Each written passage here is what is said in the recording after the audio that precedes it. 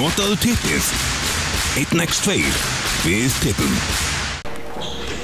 Ja, Bergdís, sigur, til hamingju með það. Þetta eru einmitt leikirnir sem það verið að tapa eða ekki? Jú, akkurat. Það er frábært loksins að geta klárað þessa leiki. Komið tími til. Hver er munurinn á þessum leikjum og hinum? Vildu þetta bara nægilega mikið núna?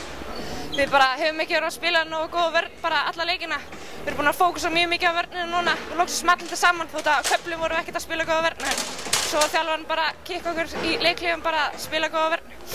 Þurftum að laga hjálpina, það kom í endan. Nú eru einmitt 10 umferðir búnar og þeir eru svona, já, í neðri hlutanum, þeir eru ennþá við botninn. En er þetta eitthvað til að byggja á? Já, klárlega. Ég meina, við erum búin að vera nokkur nálega leikjum sem við hefum aldrei náð að klára, en núna loksins tókum við þetta bara.